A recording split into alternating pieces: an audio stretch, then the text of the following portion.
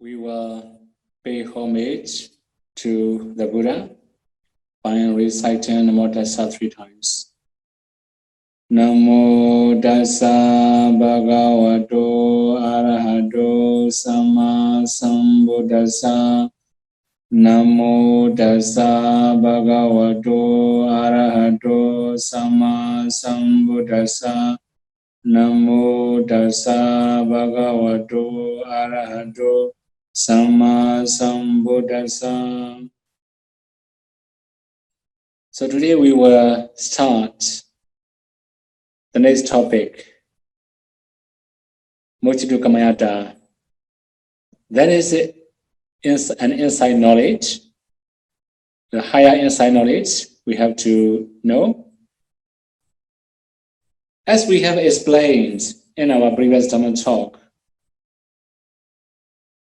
then we have already known that the apparition states become very obvious. Then 3 other knowledge will arise naturally.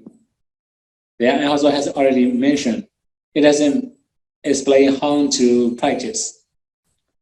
Now similarly in Muccitukamyata, it doesn't mention how to practice clearly. Now we also have to know what does it mean, Muccitukamyata. Actually, Muccitukamyata means we want to, we have desire to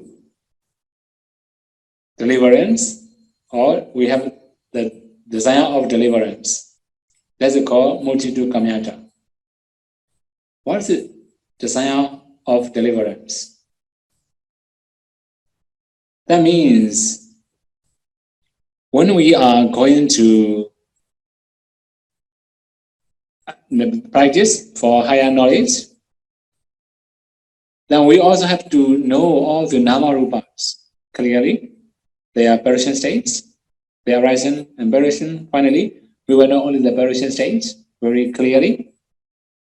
Then our mind does not incline to it anymore. We just like that kind of apparition repeatedly. Then our mind will incline to deliverance.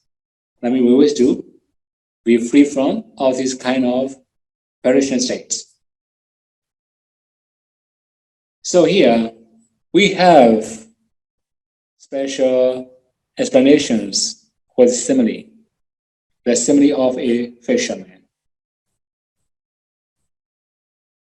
So as we all have known that fisherman has to go for fishing in the lake, in the pool, or in the river, or in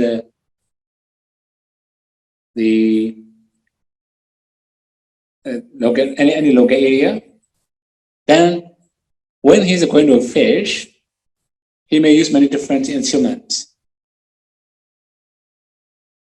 So he may use like a hook or any other things. He also use like a cage for fishing. So he make a trap for fishing. After that, he will hold it. He will hold a snake with his hand. So he will catch a snake holding its neck. That means he hold the neck of the snake. He didn't know it's a snake because some of the fish are similar to snake. For example, like eel is very similar to snake. He didn't know it's a snake or is it a fish. But gradually, he will hold it and he will pull out from the water. Then he will know it is a snake. See the marks in the neck. So we can also recognize the snake is poisonous or not. If a fish, like eel, it does not have a mark in the neck. So if there's a snake, there will be black mark in the neck.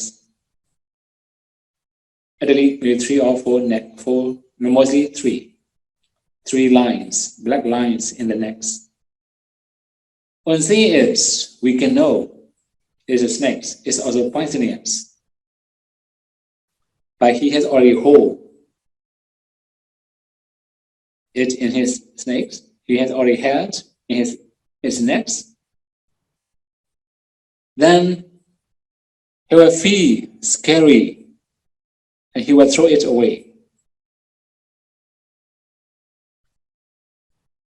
Then after throwing it, he may feel he is safe. Then the snake will be in the river anytime, like many other snakes in the water, then he come back to a secure place. This is a simile. Similarly, in our life, in the samsara, now we have attachment to samsara. We have attachment to life in the samsara. Now also we have attachment to our life. We don't wish to die. We don't wish to suffer from anything. We don't wish to make this body die, death. That is why we can also know that we have attachment to our life in this very life or in the samsara. This is similar to catching a snake, holding in the necks. So that means we have already held a snake in its necks. We have life. Then we didn't know it's poisonous.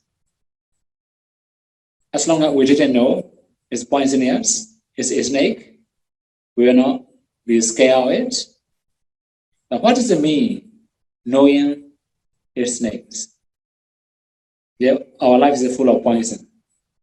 So we have already know that we have defilements, we have a lot of bad deeds or good deeds, good actions that can produce new life. Now we have to spend a very long time for all these things. The next one is when we know it is snakes. Contemplating ultimate mentalities and materialities as anicca, dukkha, anatta, until we attain or achieve the knowledge of perishable. So there are many other basics inside knowledges. In the very beginning, we have to start discerning ultimate mentalities and materialities. When we can contemplate very well, internally and externally, now we have to proceed discerning their causes. We have to know why all these mentalities and materialities rise. After knowing that, we have to start contemplating ultimate mentalities and materialities and their causes as anicca, impermanent, dukkha, suffering, anatta, non-self. So there are many ways to contemplate, as I have explained before. We have to start discerning Namarupa methods, 5 aggregate methods, 12 base methods, and 18 elements methods. We also have mentioned many different ways of contemplations. There are 10 ways of contemplating as impermanence. There are also 25 contemplations of suffering, 5 contemplations of non-self, and so on. So when we are doing all these things, we start realizing that we are holding a snake. Then gradually our insight knowledge becomes mature, getting better and better. So we may discern Namarupas and their causes at anicca, dukkha, anatta, many different ways of discernment. For example, in the knowledge of rising and perishing, there will be 25 different ways of discerning rising stage, 25 different ways of discerning perishing stage, altogether 15 ways of discerning. So after discerning all these ways, we also have to proceed only discerning virgin stage. Then at the time we can know there's a snake. There's a mark on the neck. What does that mean, 3 marks in the neck? 3 marks means we know anicca, impermanence, dukkha, suffering, anatta, non-self. These are the marks of poison. Before we are contemplating Namarupas as anicca, dukkha, anatta, we don't think it's poisonous that much. After discerning, when insight knowledge becomes very mature, we come to know they are poison. It's poisonous snake. Then after that, when we can know it very clearly, the next one is the knowledge of Tara. We become scary and we throw it away. Surely, if we say throw it away, then we wish to release from this suffering. It is similar to Muccitukamyata jnana. Being scary is the knowledge of Tara. We would like to release from it. That is Muccitukamyata. We need to free from this kind of suffering. This kind of momentary perishing. So this is a higher knowledge. As I have explained in this Dhamma talk, it doesn't mention detailed method of the knowledge of desire of deliverance, Muccitukamyata jnana. So it will arise naturally. If it doesn't mention how to practice clearly, it will appear naturally. We just have to do what we need to do. That is, just keep contemplating as anicca, dukkha, anatta. Just keep practicing Vipassana. So this is the next steps. When we know the snakes is poisonous, that will be kind of scary, that we will throw it away. Muccitukamyata jnana. After that, we just come back to a secure place. Does that mean we have remaining higher knowledges? So, what we have to do for the next knowledges? For higher knowledges, we have some special methods to proceed practicing. So that knowledge is called Patisankha jnana, the knowledge of reflection.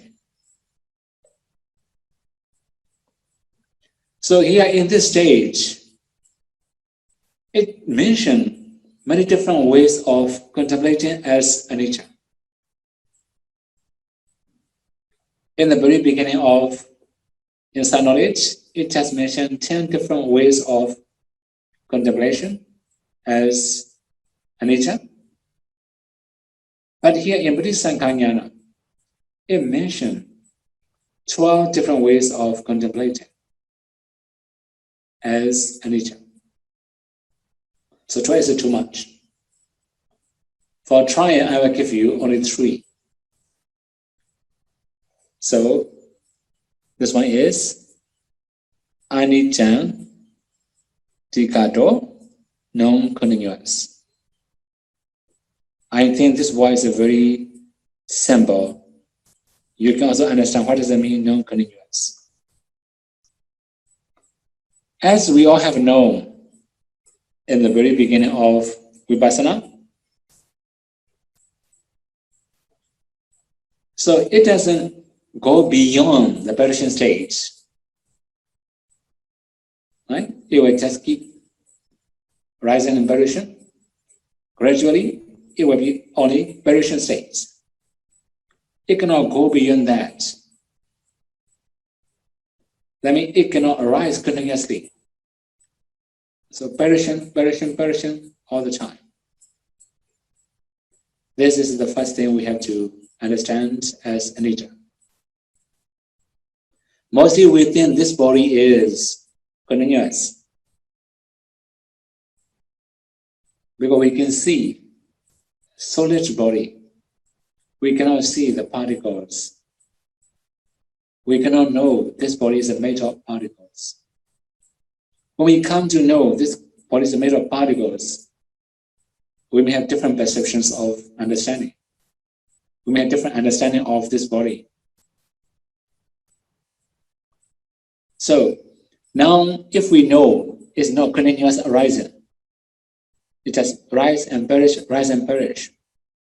repeatedly arising and perishing. That's why we call non-continuous. This is also called anicca. Then again, tawakalika do, temporary. It is temporary. So we have already know that all the mentalities and materiality arise and perish very rapidly. Within one finger snaps, million times of rising and perishing can happen. So that's me very, very short moment. This is a temporary arising, not permanent arising. After arising, perish. After arising, perish. Like that. Then the next one is Upada Vaya Pricinato. Limited by arising and perishing. So we have this body with a very limited time. They are arising and perishing. Very short moment we have this body. So when we come to know all these things, we can understand it is anicca, impermanent. So there are also many other ways of explanations as impermanent anicca. It will be too long for learners. That's why I skip. Then what about dukkha? In our previous sections, especially in the very beginning of insights, knowledges, we have already talked about 25 different ways of contemplation as dukkha, suffering. So here in Vipassana, the knowledge of reflection, it mentioned 27 ways of contemplation. So many of them are similar to 25. So here, one is replacement and two addition. So they are abhina, pilanato, continuously or present. What does it mean, or present? It's like a torturing, disturbing us. So we cannot cut like a teasing us, right? Like a teasing. So like we are going to catch something, it fade away. We are going to catch something, it fade away. That's why it's continuous or present, continuous torturing, continuous disturbing. This is the meaning of dukkha. So when we are disturbed by perishing states, every single mind moment, then it's very clear. This is dukkha, suffering. Then the next one is dukkamato, hard to bear, forbear or endure. So that means it's very, very difficult to forbear or endure because too much disturbance. It will appear in our mind.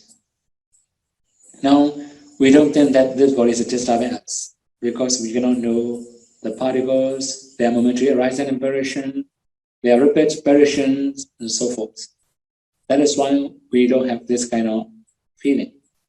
If we come to know clearer, we will have this kind of feeling. This body is very, very hard to prevail or endure or hard to bear. Then the last one, dukkha vatuto, the basis of suffering. All kind of suffering arises from this body. We have mentality. We have also mental suffering. We have materialities. We also have bodily suffering. This body is the basis of suffering.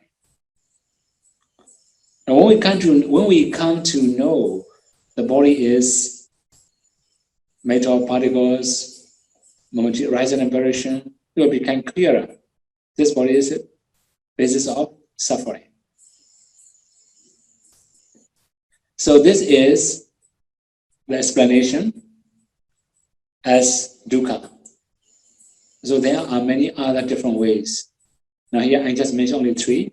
There will be 24 other explanations of dukkha. As I also mentioned only 3 types of anicca, impermanence. We can also find many other ways of anicca. Maybe we may have 9 more definitions of anicca. So we have to contemplate all these different ways, different methods, in order that our insight knowledge become more powerful. Then what about anatta? So here I mentioned asamika door, no overload.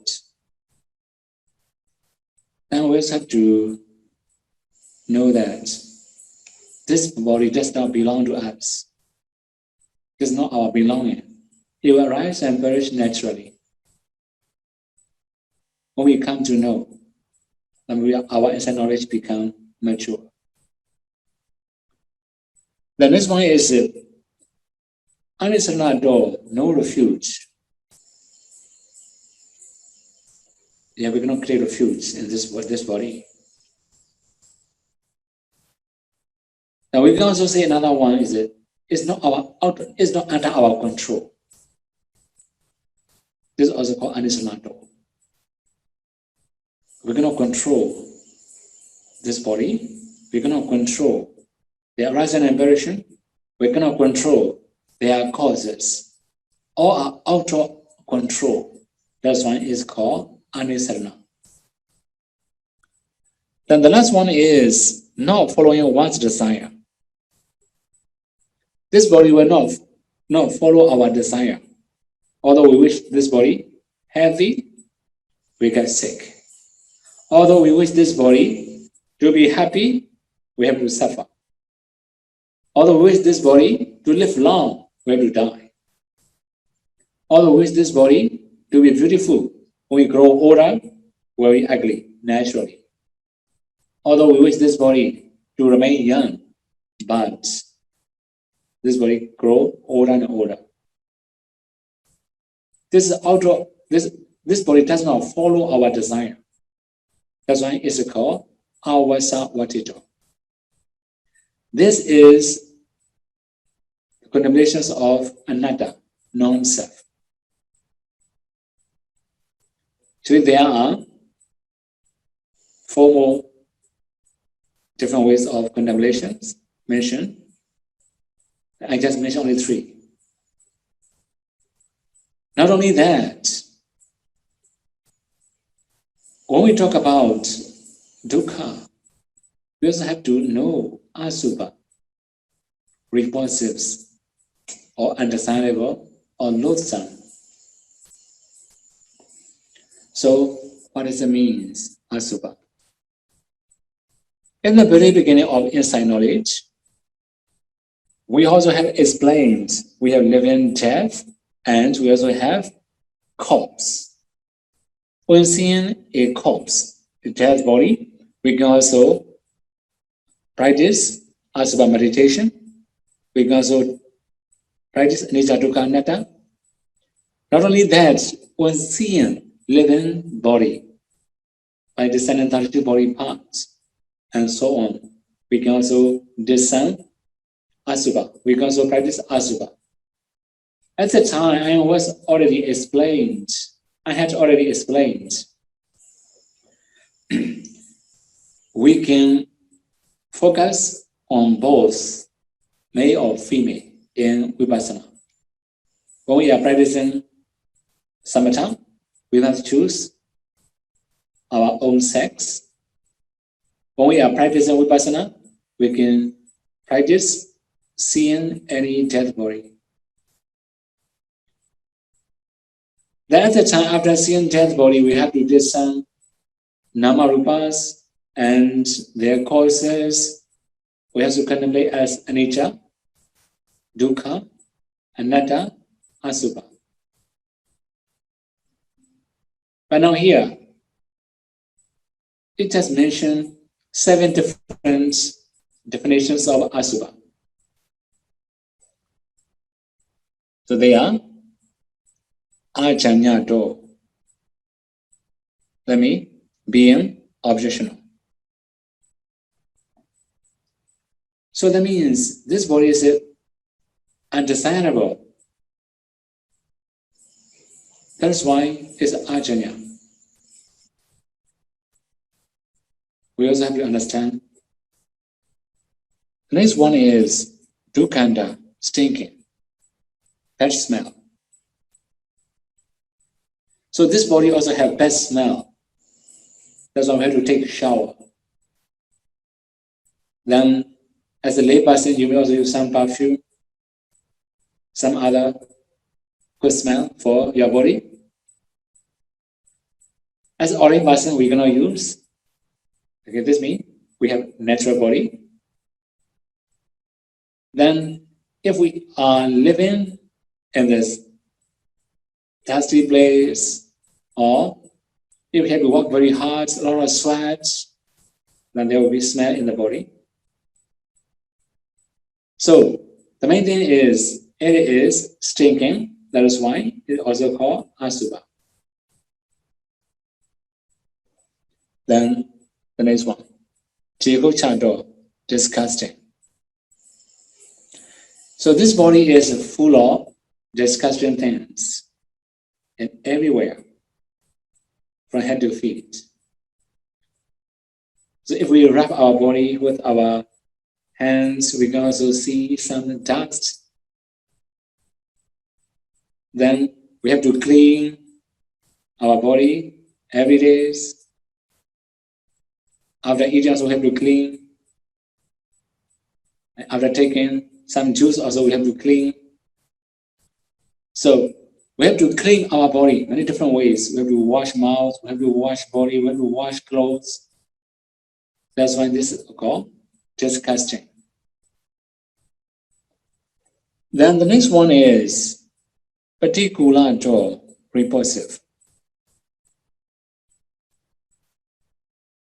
So that is opposite of pleasant things, right? But similar to disgusting. Particularly, we call it only repulsives, but it's also similar to disgusting.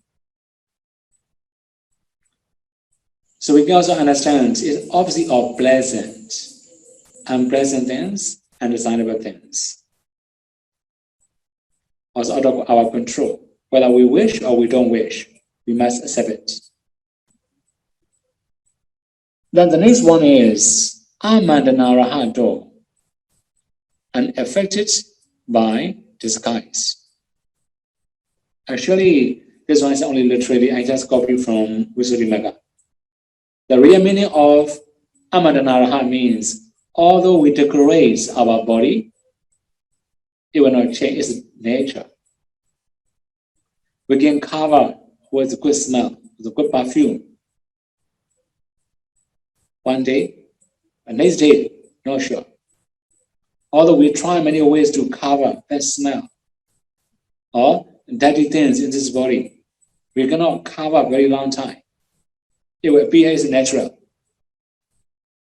It will remain showing as natural. That is why This is called Amadana Raha. Then next one, Virupa, Haridas. So that is, we also call here Asundara in Pali. We also have another definition, Asundara. Asundara means not good or bad. So this body is, actually Virupa also can be translated as the transforming or changing a lot. Then finally we have Viveja, loathsome. Actually, if we talk about Viveja, we can also say like that, we have to throw away, give away many different things from this body. So there are many things we have to remove from this body. If we pass away, this body will be in the channel ground, in the cemetery. We have to throw away. That's why this is called loathsome, Vivechato.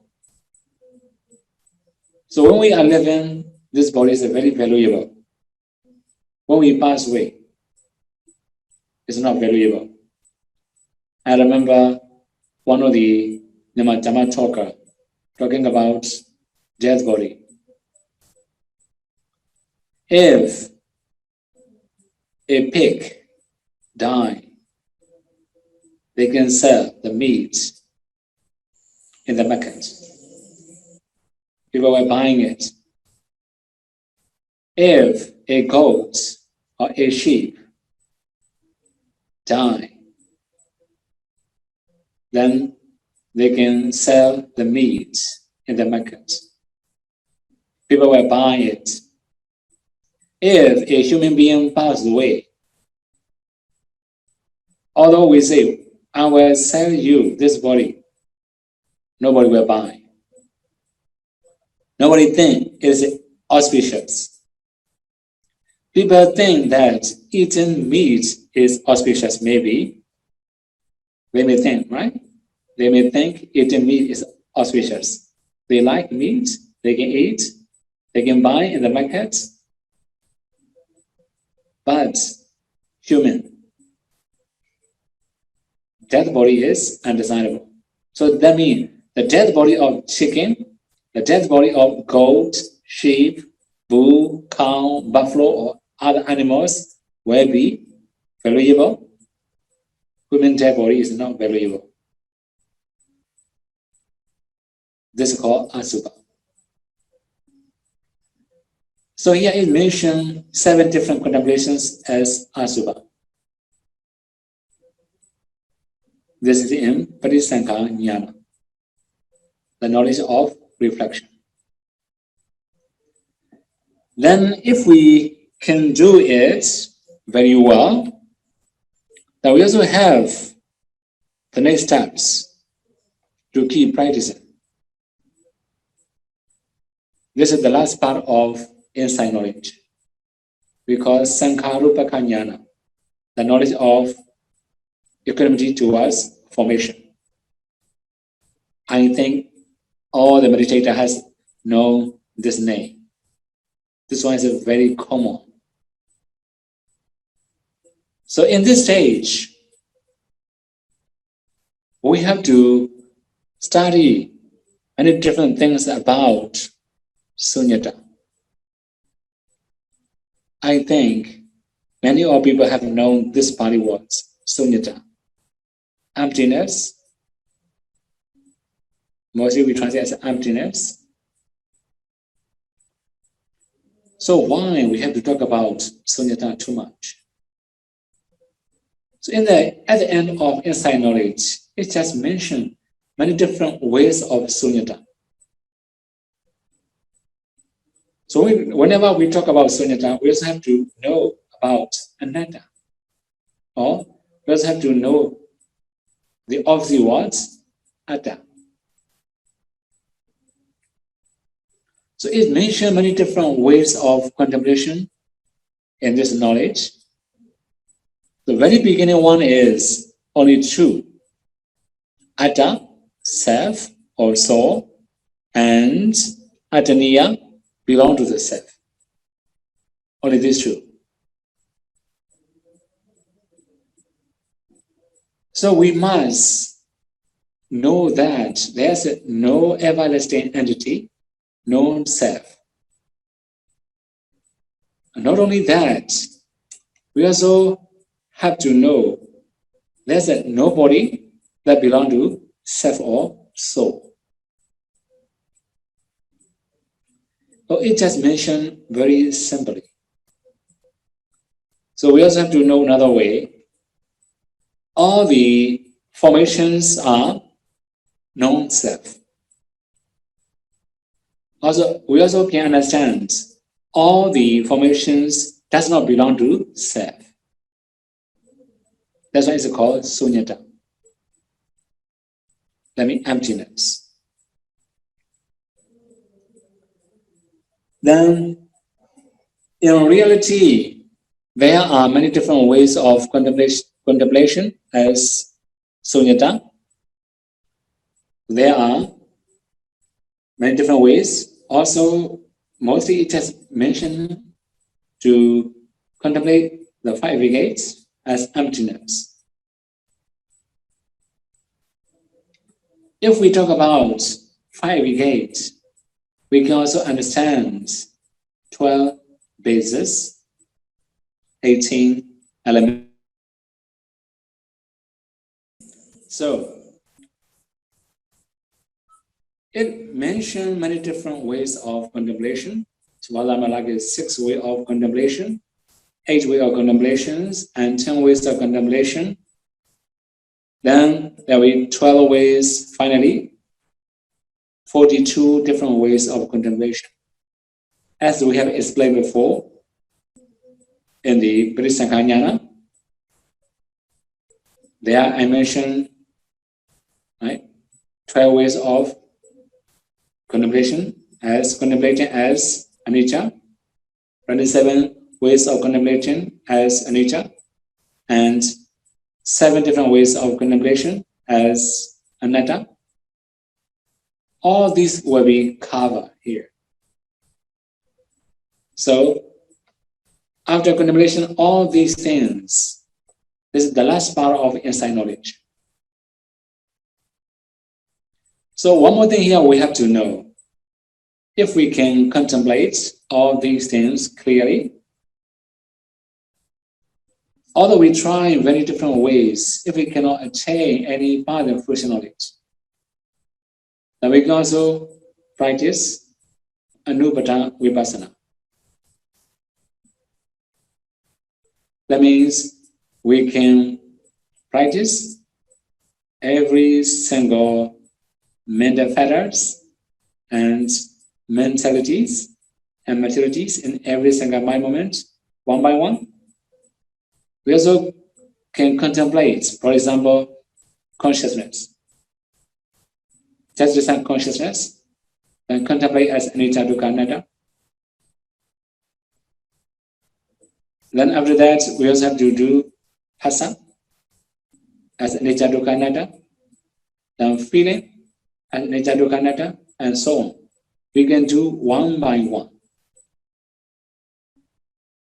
If we can do very well, there will be higher knowledge, higher than this.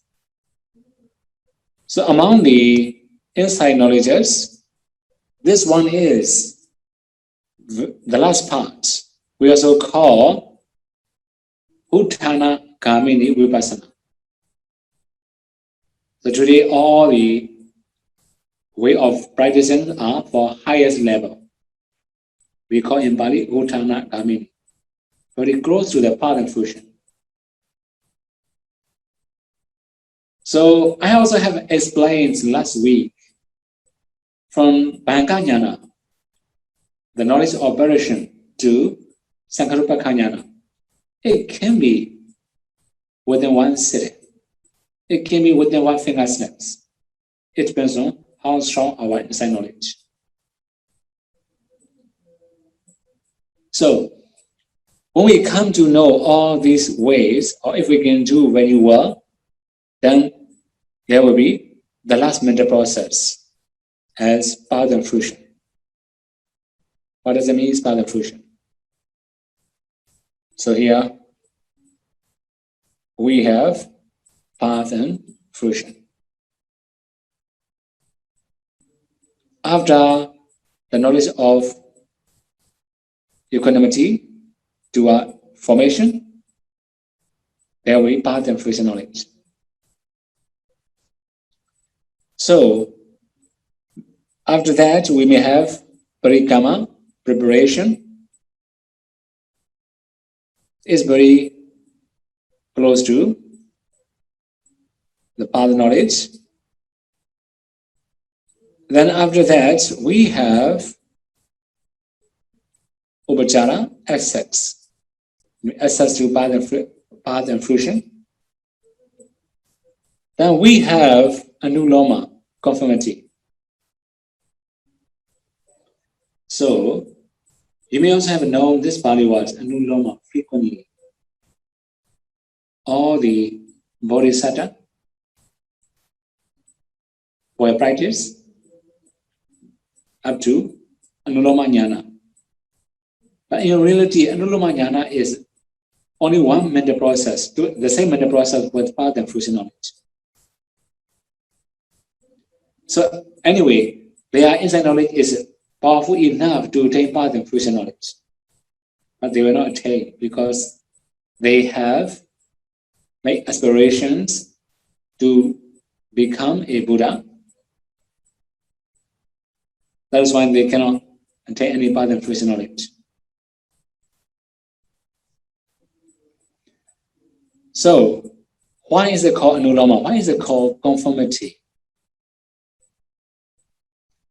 So this one is very, there's a conformity between the path and fruition knowledge, higher one, also conformity between Nitya the formations. So it will make smooth transferring from the mundane state to supramundane state. It makes smooth. That's why this is called anuloma jnana. Then we have the next one, Kotarabu, chains of lineage. This one is the last wholesome mental process or the last functional mental process. So the last wholesome mind moment or the last functional mind moment from the from mundane stage. So here parikama, upachara, anuloma, kotarabu. These three are mundane states. We three are in the mundane stage. These consciousnesses are also wholesome consciousness for Puthujjana, Sotapanna, Sakaragami. They also can be considered as functional. They also can be functional for Arhat. But here, Anagami will attain arhatship. That's why it can only wholesome. Anyway, so all these things will arise in one mental process. After that, path knowledge. After path knowledge, there will be fruition knowledge. Without any interruptions, without any end of mind moment. They will arise continuously. So, when we talk about parikama, upachara, anuloma, kotarabu, then they will take formation as objects. So now here, path and fruition only take nibbana as objects. Two different objects. So we can also understand another way. These parikama, upachara, anuloma also can take nibbana as objects. Okay, the main thing is, when we attain path and fruition knowledge, our path and fruition knowledge will take Nibbana as object. So at that time, we may not know any namas and rupas. No more nama rupas. So that means if we can know the nama rupas all the time, we are not in path and fruition knowledge. Then sometimes we may feel rapture, joy, tranquility. Within that is it, mega path and fruition. As long as we can feel some happiness, right? Because it's happiness. Happiness is also a kind of mental state. Our mind will be free from all these things. Keep knowing only cessations of nama-rupas. Nibbana means cessations of nama-rupas. All the nama-rupas cease. We cannot know nama-rupas. We can just know the cessations of nama-rupas. It will be different from Persian state. It's totally cease, without remainder.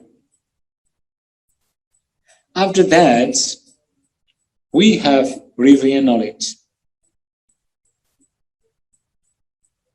With revealed knowledge, we can know what kind of path and fruition knowledge. So there are different ways of revealing, different objects of revealed knowledge. Revealed knowledge will take Nibbana as objects. This is one thing. Then Nibbana also, the revealed knowledge also can take the path and fruition knowledge as an object.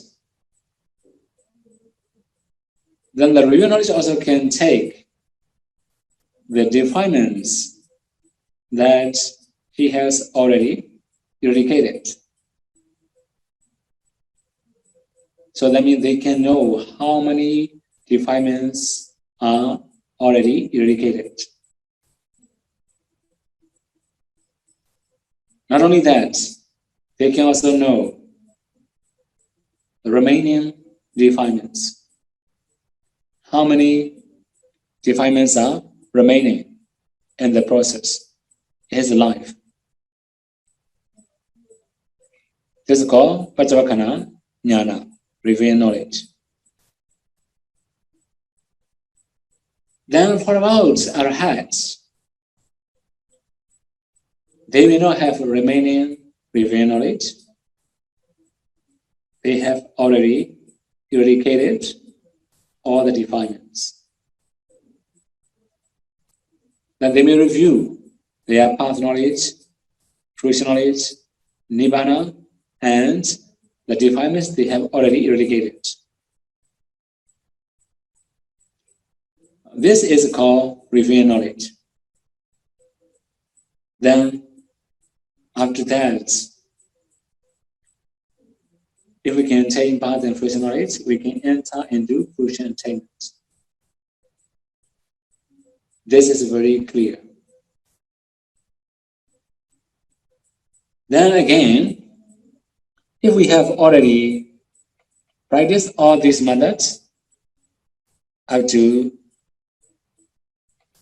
Sankharupa Jnana, if we cannot attain path and fruition knowledge, if we cannot attain Nibbana in this very life, what will be the benefit?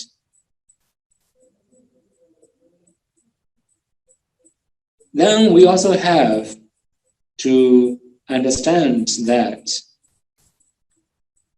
Sankharupa Jnana is also very high quality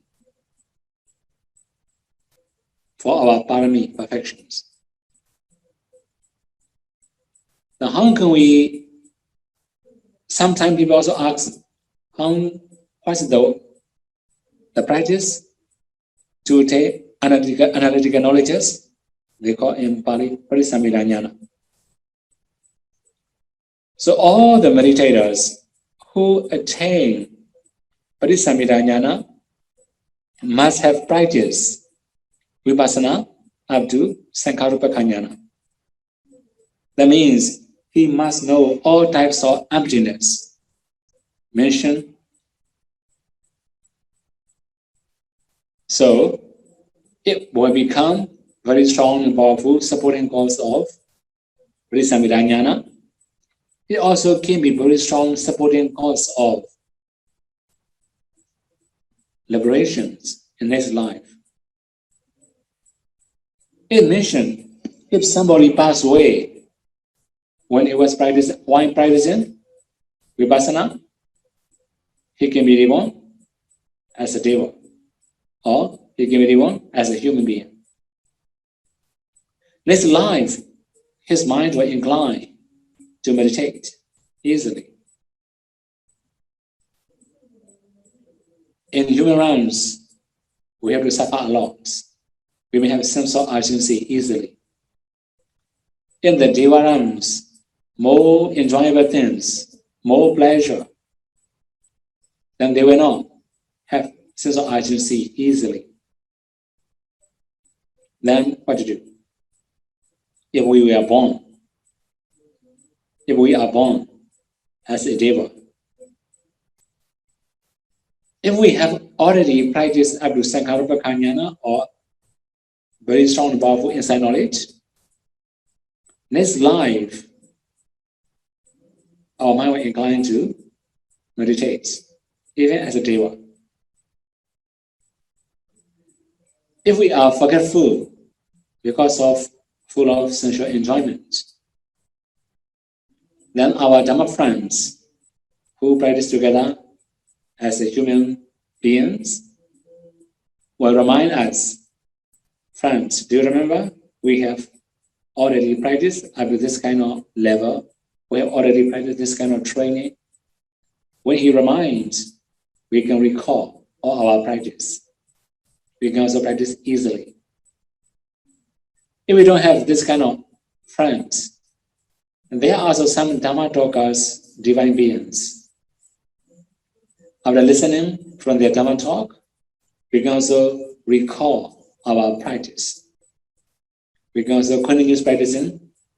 We can also take part in future knowledge as a Deva. So there are very many different ways of explanations about inside knowledge. Today I just have to explain very simple way the simile of a snake.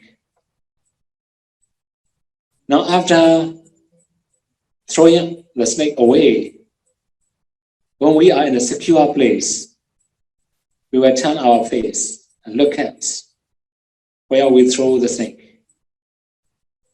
Similarly, after attaining path and fruition knowledge, we were trying to review what we have already relinquished, the defilements. Then this is the last part of inside knowledge. Actually, it will mention many different similes and many different things in the Visuddhimagga and other texts, but it will be very heavy for the learners. That's why I skip. So as we have three types of contemplation, anicca, dukkha, anatta, then we also have different types of the vimokkha means deliverance. For example, if we are very familiar with anicca, there will be animita vimokkha. If we emphasize in suffering, then it will be apinihita vimokkha. If we emphasize contemplation in anatta, non-self, it will be sunyata vimokkha.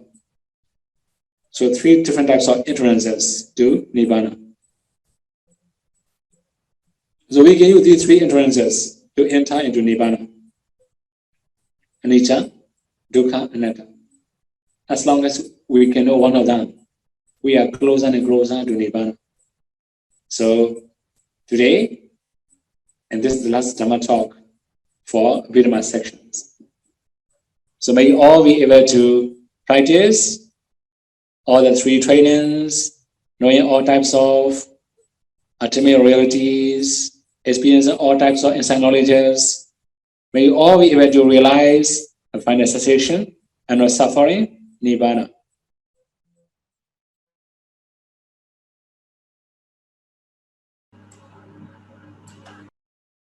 Vandami Sayadaw, we understand that during the 2010 meditation retreat conducted by Paul Sayadaw, Sayadaw taught meditators to enter into jhana while doing walking meditation. Can the meditator enter into jhana while walking and with open eye? During this process, is he seeing the nimitta with his eye or with his mind? Actually, when we become skillful, we can enter into jhana anytime. This is the way we have to train. Okay, so the main thing is here, your question is, when walking, can we enter into jhana? This is the first one, right? With open eyes. So we can do it. Another one is, can we see it with our eyes or our mind? And can we see nimitta with our eyes or our mind? So actually, although we open our eyes, we can use our mind to see the nimitta. So if we walk downwards, we can also see nimitta with our eyes. But mostly, it should be with our minds. It should be mind object. Okay? Then again, next one. Yeah, Vandami Sayadaw, this question is regarding the discernment of the causal relationship. There are 5 past causes, avijja, tanha, upadana, sankhara, karma, that supports the arising of Padisanti, nama, rupa. So, and also these 5 causes also are the causes that supports all the 6 door vipaka, citta, between Padisanti and Chutti. But his question is, in past life, every person have done many kusala and akusala karma. Why is that? That's only these 5 past causes becomes the cause of the 6 door vipaka nama and kamaja rupa. For example, in this life, there are kamaja rupa arising at each moment. So sometimes, for example, in each year have difference of illness, different sickness. So there are many type of kamaja rupa arising. Why are there only these 5 past causes? Actually, here we just talk about producing causes, not supporting causes, right? So these are producing causes of this kamaja rupas. That's why we just use this one. Similarly, vipaka citta is only producing causes of this vipaka citta. That's why we use that as the causes. If we talk about many other causes, it will be very complicated, right? We have the janaka, right? Janaka is producing cause, and upatamaka is supporting cause. Then we can also know only producing cause here. It doesn't mention supporting causes.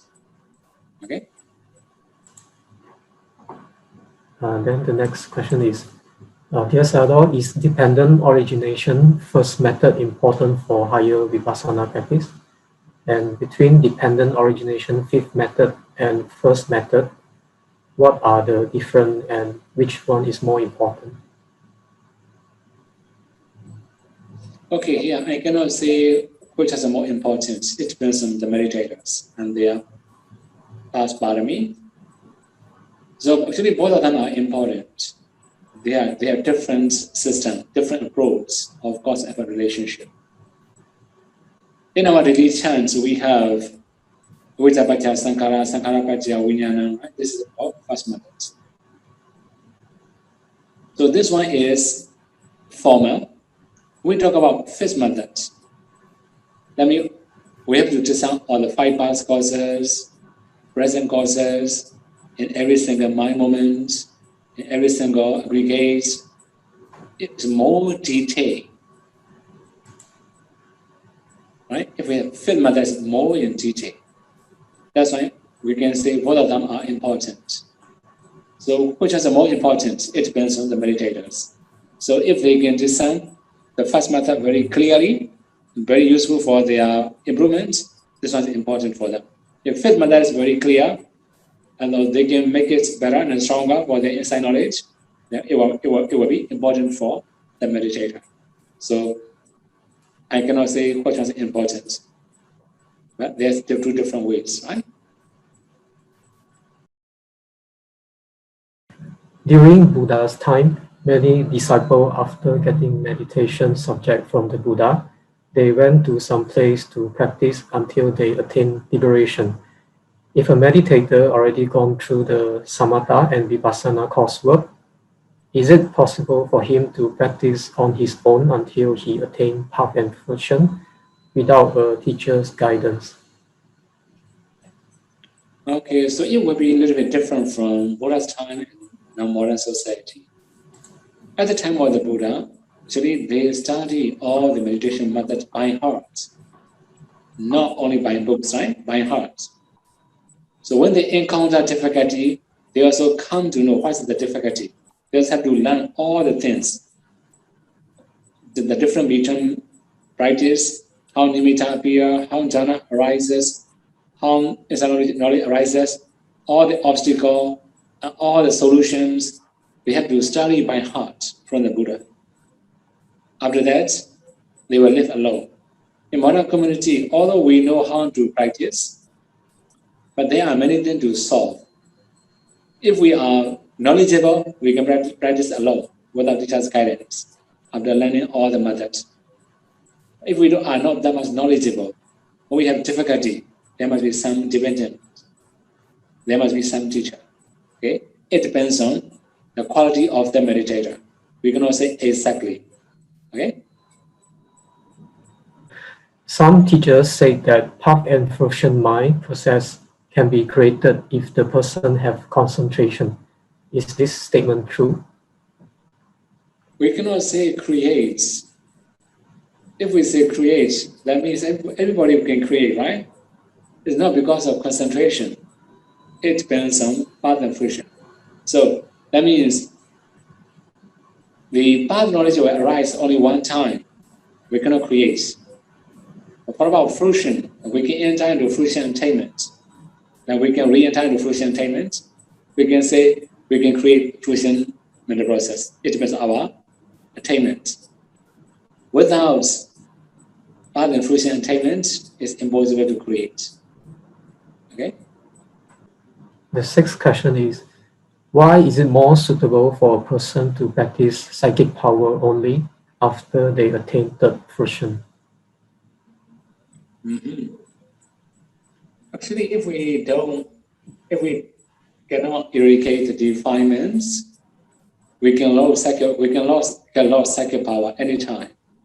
There are many examples. For example, you have already know Venerable Devadatta. He has achieved very strong psychic power. He expects gain and faith. Finally, it destroys his life.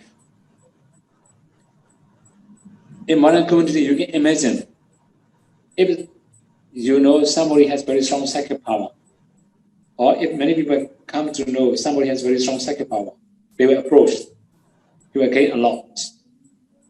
So gain is very strong enemies for any person or for attainment. It can destroy his mind, like Venerable Devadatta was destroyed by his gain and faith. So that's why it's very important to when we can attain path and fruition knowledge, if we can attain psychic power, we are safe. If we haven't attained path and fruition knowledge, and when we can attain psychic power, we must train our mind a lot. If we can train, okay.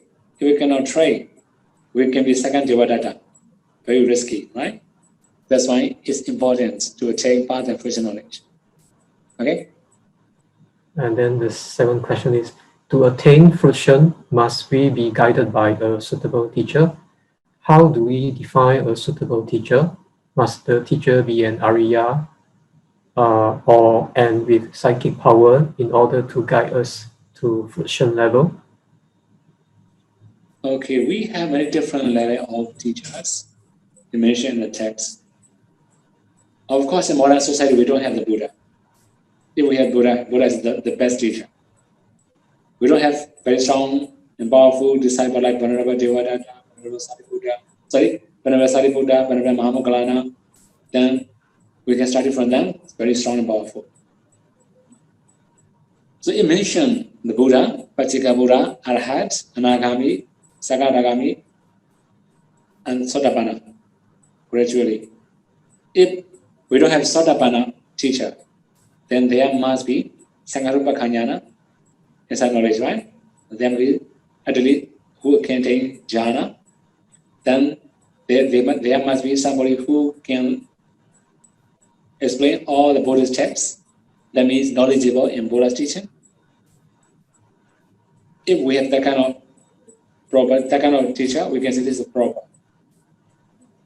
So he must be knowledgeable at least. Okay? The eighth question is, Sayadaw said a meditator needs to see all types of sunnata in order to attain liberation. Where can we find the definition of all types of sunnata? Okay, you can also find all these sunnata in Visuddhimagga. That means we can get Visuddhimagga in English, right? Actually, we can also find some other place like Purification17 also possible to find all these things. But for many people, then they know Visuddhimagga. That's why I recommend Visuddhimagga is easier for you. Namisiyado, this in-breath and out-breath happens in the space, but at the same area, lights appear in the area of in-breath and out-breath. So, can he observe the breath in this area which has light, but this area is not near the nose? So, can he calmly, softly observe to this breath in this light, but it is not near the nose? Okay, if not very close to the nose, don't focus on the light. Just keep focusing on the breath. It will be much better. Actually, as long as you can know the breath, don't think about the light. For safety, it will be much better for your improvement. Okay, thank you, Sayadaw. So the 10th question is, if a lay person knew a bhikkhu who had breached the serious offense, how should the lay person handle this situation? Should he report to the Sangha? Must he become a witness? Okay, so if you have known that if there's some problem happen, you can be witness, sure, it doesn't matter. So, especially if there's a Sangha transactions, for example, like a Sima setting, right? For Sima setting, very important case like that, then that bhikkhu must not participate in that kind of activities. Like for example, now, Katina periods. Katina chanting is also important for Sanghas. So if that kind of thing happen, you can be witness. As long as you have some proof. For the now in modern society, you may have many other things, right? For the video or some other record or anything, then it will be much better for witness. Sure, you can have Sangha in this case. If he does not participate in the Sangha activities, then you can decide by yourself whether you should or you should not. Namisiyado, in the practice of Vipassana until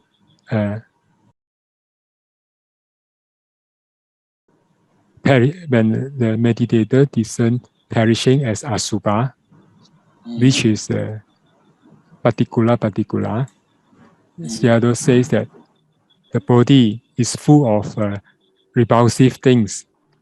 He says that this repulsive idea cannot be based on panyati only, because this is Vipassana practice. So, Nama Rupa, when it is perishing, And in this condition, to practice Asuba, how can he contemplate the whole body, because body is panyati, as full of impurity? This is first part of the question. Second part is parikama until anuloma. Parikama, upachara, and anuloma. These three conditions, how can one take nibbana as object, as Pandey said just now? Okay. So actually, okay. So I should check in my note again, right? So, okay. Then, actually, they also incline to nibbana. Okay, so I don't remember where I put this note. Okay, so that means up to Sankarupakanyana, right? It will take as Sankara as object. But for about, sorry, there I also already mentioned two different ways. One is Nibbana as object, another one is the Sankara as object, two different things, right? Okay, I have to go back to the one, Upasamasati, right? That kind of things. Also mentions that the now I'm gonna find my notes anyway. Okay, later I will find. Okay. Okay, next question. Yado, the first part of the question regarding the practice of Asuba in Vipassana. Okay, sure. Yeah. Okay, that one. Actually, in the very beginning of practice, we also have already talked about Vipassana, Asuba. They have mentioned Dukkanda, smell. Smell is ultimate reality. Smell of Rupa Kalapas. Similarly, we also have Asuchi, impure or imperfection. Another Vyadi, sickness. Then we have like rising version. Jara is the standing stage, Marana is a version stage. So these are called ultimate Asuba. Mentioned, I already talked about it in the very beginning of Vipassana, right? So the main thing is, we just try to discern this body. Okay, now one more thing here. At the time, we also talk about living Asuba. And the living Asuba means we can discern full of worms inside the body. Then we can discern Rupaklapas of all these worms and bacteria. Then we can contemplate as anicca dukkha anatta. This is the one way. Okay. So briefly, we can also know ultimate reality as Asuba by discerning full of worms, or by discerning bad smells, impurity, or rising aberrations. So the next question is, Dana, Sila, Khanti, Metta, Upekkha, Paramatta, Parami seem clear in how they involve sacrificing one's life. What about Panna, Paramatta, Parami? How can we practice it?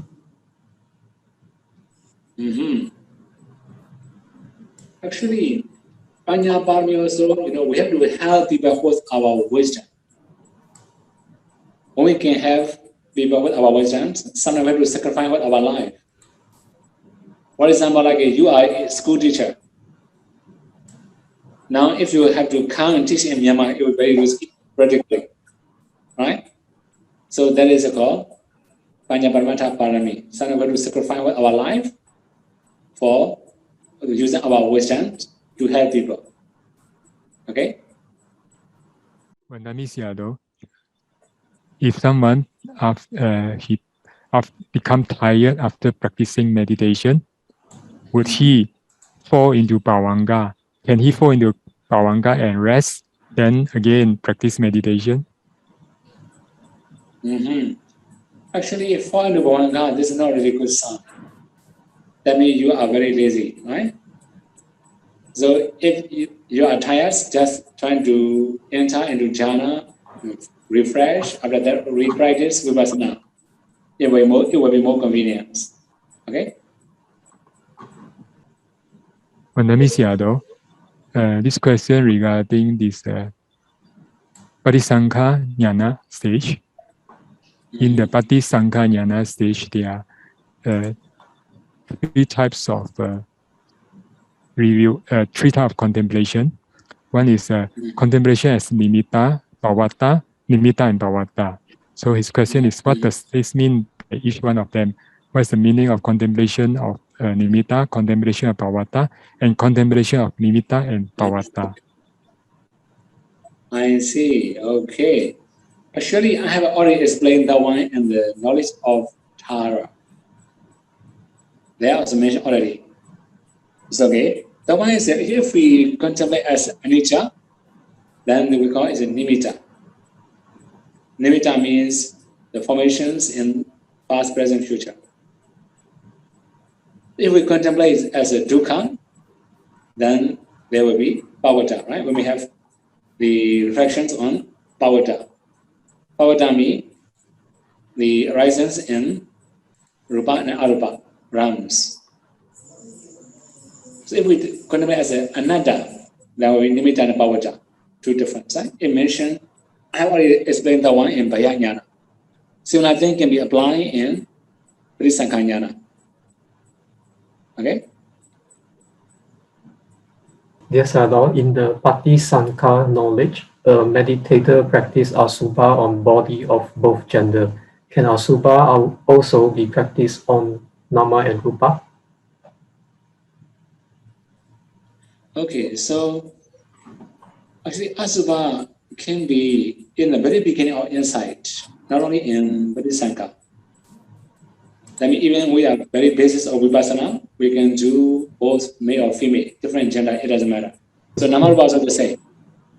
Okay, then? So the next question is,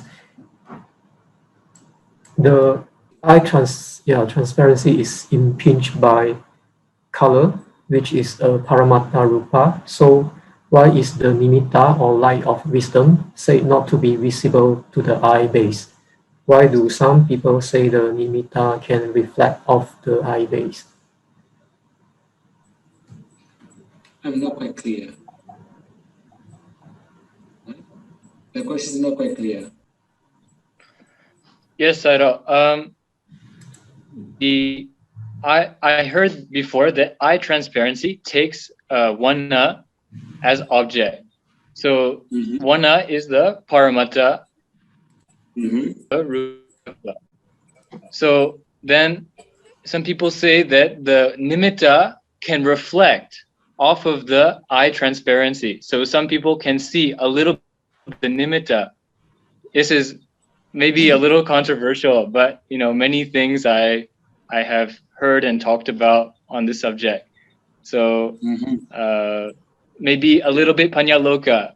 Also because when we practice this meditation, a lot of rupa can spread throughout the body, and even in Sadarji's books they say the meditative face and faculties will be brighter. So then I have also heard some people say that technically there are some ways you can see the panya aloka or the nimitta with the eye base in some way, or the nimitta or panya aloka can reflect off the eye base. Is anything true about all this idea? I only heard, so I want to know. Actually, when we are going to practice eye translucency or the kala, we must close our eyes, right? It's okay. We must open our eyes so we can also see. Anyway, what about nimitta? This is a little strange to me. I have never known this kind of ideas from anybody. Anyway, now the main thing is, and they are playing with the nimitta. We can understand like that. Okay, when you read Visuddhimagga, you can find the object of the jhana and the mental process of nimitta. Yes. For example, like the earth kasina, water kasina, fire kasina, wind kasina, color kasinas. Most of them are visible objects. Right? We have to open our eyes where to see it. In the very beginning of practice, it can be eye-dormant process. This is the one thing. The another one is like, for example, when the elements and anapanasati. We can know through the sensation. It can be body dormant process. But when we can see the higher nimitta, like the Ogha nimitta or Patipaka nimitta, at the time it must be only mind dormant process. It cannot be eye dormant process. This is a little strange to me when you mention the one. Maybe I don't believe this one. I don't follow, but just in some conversations, this idea I heard more than one time. I see. But yeah. Some people when they meditate, maybe you have also seen before, the eyes are moving very fast. Maybe you saw before, blinking. Then some people, when they meditate, they have this problem, like they keep trying to see the nimitta with the eye, like that. I heard that this is some explanation people give. Then this conversation, this type of explanation has come out by some people. Okay. Yeah, we can understand some meditators are playing with the nimitta. Okay. Just like a playing with the nimitta, right? Yes. Do you know how to fix this problem where people their eyes are a little bit moving too much when they meditate? Actually, if they pay attention to their eyes too much, it will happen. If they don't pay attention to their eyes, and they can solve this problem. Other things, they don't use. If they use too much mind power, also it can happen. Right? Save energy, save mind power. They can solve this problem. Yes. Okay. Yes. Yes. I'm sorry. Some people, they say that if we want to stop focusing on the nimitta with the eye, or if we want to stop playing with the nimitta, then we should meditate with our eyes open. They have this idea, or with the eye half open. They say like this. Even some meditators I know, they do. I don't do like this, but I have heard like this, and some people, they teach like this. Actually, when we have seen the nimitta, this is actually very strange to me. Sometimes I also recommend some meditator, if they have doubt about eye focusing or mind focusing, this is just for beginner. If they have seen the nimitta, this is not really very good idea. So you should close the eye once you see the nimitta. Sure. Close eyes. Much better. Okay. Sadhu. Let me see, this is another question regarding Vinaya. It says about this Uchasayana Mahasayana also. And then in this Mahasayana, the Maha, it doesn't mean the area, total area of the beds. That's right. It only means the bed sheets or the things covering the bed. Is that true? And then for Uchasayana, in the allowable Uchasayana means, does that mean 1.6 meter? 1米6乘以2米的床是否搬 So his question is 1.6 meter times 2 meters wide. This type of bed, is it allowable for 8 preceptor? 1.6 meters. How many inches? 1.6 meter times 2 meters. Okay, how many inches or how many feet? How many feet means 1.6 meter, how many feet? We have to convert. 2 meter will be 6 feet, around 6 feet. 1.6 meter will be 1.6 meter will be slightly more than 4 feet. 4.5 4 feet. feet, 1.5 feet? 4.5 feet. 4.5 feet or too high, right? No, this is area. Area. Area is okay. That means, okay, one more. We have to remember means, in the Vinaya, we also have one statement. If the metric is big enough to big enough for 16 dancers dancing together. So you can get 16, right? 16 dancers can dance together on this matrix or in the carpet. This is called big. We can also say like Ujjasena Mahasena. Especially like big one, right? 16. You can imagine? That one's not, right? Not allowed. So, and the one you mentioned is a very, very small, it's okay, not really big problem.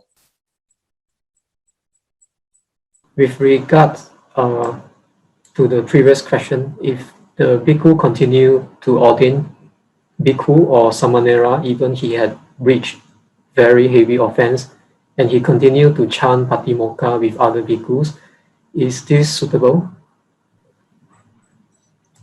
Actually, okay, very heavy offense meaning like a parajika, sure, that means this is a very bad for him, very bad for Sangha. As long as Sangha cannot know, not really very big problem. But this is not good behavior, right? Ordination is also, for ordination bhikkhu, if there's another person like including him, is enough bhikkhu for ordination, it will be fine. If there's only exactly 5 bhikkhus or 4 bhikkhus, then in this case, it will be risky. So this is not suitable, okay? I have one Vinaya question about Kapya Wohara. This one problem has come up many times, I found, and people had two different ideas mainly. Some people say that if they are your Kapya and your Dayaka, that you can tell them, please buy this one, and use the word buy, right? But then some people say, if you say buy, then it becomes akapya for you, the person who said this, but then for other bhikkhus, they can use. Okay. But some people say, if they're your dayaka, no problem. But if they are not your, then if they're not your dayaka or something like that, they say, then I have heard different, two different, this a little bit different side. I see. So actually, we should not use the buy or purchase or any similar words, right? This is whether Kapya or Dayaka or anybody we cannot do. If we do, so as you say, if the location is allowable, it will be allowable for other bhikkhus, not allowable for the bhikkhu. If you say buy like this. So if you didn't say buy, just say normally arrange or organize for me, something like that, then it will be allowable for both parties. For himself, for other bhikkhus, right? Sure, it's not allowable. It's not going to copy our hara. We're going to say buy or purchase. Right? We're going to say sell also. Okay? Okay. But just be clear, the other bhikkhus can use, yes? Yeah, sure, other you can use because it's allowable requisites. If you obtain this requisite allowably, then let's say one I don't like to ask this question, but just for practicality, let's say one bhikkhu, he uses the akapya wohara to dana something for one bante. Then that bante has this in his kuti, right? Like maybe some scissors or knife. Then to do something for the bante, can he use it? Can he use scissors or knife or something to do something for the bante, even though it's akapya for him? I see. Akapya for the owner, right? but he has his own requests, but he arranged improper way, it becomes Akappiya, right? No. It is Akappiya for the person who give it to the Bhante. But then it is, but the Bhante, it is for him, not Akappiya. So it's okay. He can use his own product. Then the He person can who use. donated can. Yeah, he can use. To do.